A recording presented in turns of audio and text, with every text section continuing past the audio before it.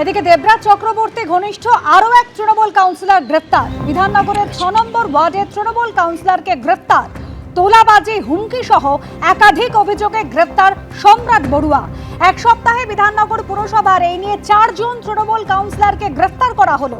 ধৃত তৃণমূল কাউন্সিলরের 6 দিনের পুলিশ হেফাজত। বৃহস্পতিবার গ্রেপ্তার করা হয়েছিল সুজিত বসু ঘনিষ্ঠ কাউন্সিলর রঞ্জন পোদ্দারকে। তোলাবাজি, দুর্নীতি সহ একাধিক অভিযোগ রয়েছে এই রঞ্জন পোদ্দারের বিরুদ্ধে। এরপর সোমবার গ্রেপ্তার 26 নম্বর ওয়ার্ডের তৃণমূল কাউন্সিলর সুশোভন মণ্ডল। 15ই মে ধৃত দেবরাজ চক্রবর্তী ঘনিষ্ঠ তৃণমূলের কাউন্সিলর সমরেশ চক্রবর্তীকে। প্রমোটারকে মারধরের অভিযোগে গ্রেপ্তার করা হয় সমরেশ চক্রবর্তীকে। আর ভোট পরবর্তী হিংসার অভিযোগে গ্রেপ্তার সুজিত বসু ঘনিষ্ঠ তৃণমূল নেতা। অভিযুক্ত দক্ষিণ দমদম পুরসভার 35 নম্বর ওয়ার্ডের কাউন্সিলর পার্থ ভার্মা ওরফে টিঙ্কু।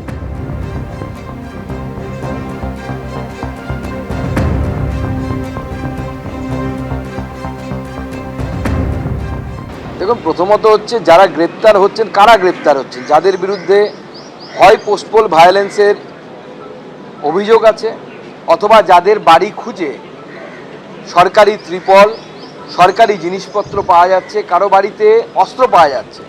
পশ্চিমবঙ্গে একজন এমএলএ, তৃণমূলের এমএলএ, তার ছেলের ঘরে পিস্তল পাওয়া গেছে। তো চারটিখানি কথা নয়, মানুষের জীবনহানি হতে পারে যে কোনো সময়। তো অতএব এই ধরনের ব্যক্তি অ্যারেস্ট হবে না তো কে অ্যারেস্ট হবে বলুন? আমরা বছরের পর বছর দেখেছি আমাদের কর্মীরা গাঁজা কেসে দিনের পর দিন জেলের ভেতরে থেকেছে। শুধু তাই নয়, যত গাঁজার কথা আমরা দেখেছি পুলিশের কাছে থাকার কথা, কিন্তু সেই গাঁজা যদি পুলিশ সব একসাথে নিয়ে আসে না, পশ্চিমবঙ্গে গাঁজায় ভরে যাবে। অদিতি মুন্সি দেবরাজ চক্রবর্তীর হয়ে সওয়াল। নাম না করে বিকাশ রঞ্জন ভট্টাচার্যকে নিশানা কল্যাণ বন্দ্যোপাধ্যায়। সোশ্যাল মিডিয়ায় নাম না করে সিপিএম নেতাকে বিঁধলেন তৃণমূল সাংসদ। দুর্নীতির বিরুদ্ধে সোচ্চার এক প্রবীণ আইনজীবীরই এবার দুর্নীতিতে অভিযুক্তের পক্ষে সওয়াল। এক প্রাক্তন তৃণমূল বিধায়ক এবং তার স্বামীর পক্ষে আদালতে সওয়াল করতে দেখা যাচ্ছে তাঁকে।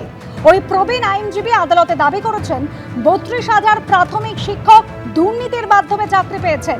ওই একই ব্যক্তি আবার দুর্নীতির অভিযোগে অভিযুক্ত রাজনৈতিক ব্যক্তিত্বদের পক্ষেও দাঁড়াচ্ছেন। প্রশ্ন উঠছে, তবে কি ওই প্রবীণ আইনজীবী দুর্নীতির বিরুদ্ধে অবস্থান বাছাই করা? প্রশ্ন উঠছে, তবে কি বিজেপি এবং সিপিএম এর মধ্যে কোনো সমঝোতা তৈরি হয়েছে, নাকি রাজনৈতিক অবস্থান এবং আইনি লড়াই সম্পূর্ণ ভিন্ন সমীকরণে পরিচালিত হচ্ছে?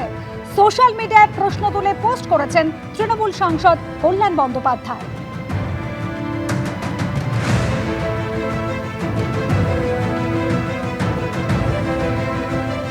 আর নাম না করে বিকাশ ভট্টাচার্যকে নিশানা সৌরভ পালোধির। সোশ্যাল মিডিয়ায় সিপিএম এর আইনজীবী নেতাকে আক্রমণ পরিচালক সৌরভ পালোধির। যে পার্টি চুরি আর দুর্নীতির জন্য আপনার পার্টির হাজার হাজার কর্মী খুন হলো, তাদের চুরি যে চুরি নয় এটা প্রমাণ করতে আপনি কোর্টে লড়বেন। এটাকে আবার আপনি আপনার কাজ বলে ন্যারেটিভ সেট করবেন। এটা কেমন কমরেডশিপ? আমরা রইলাম আমাদের আদর্শ আঁকড়ে।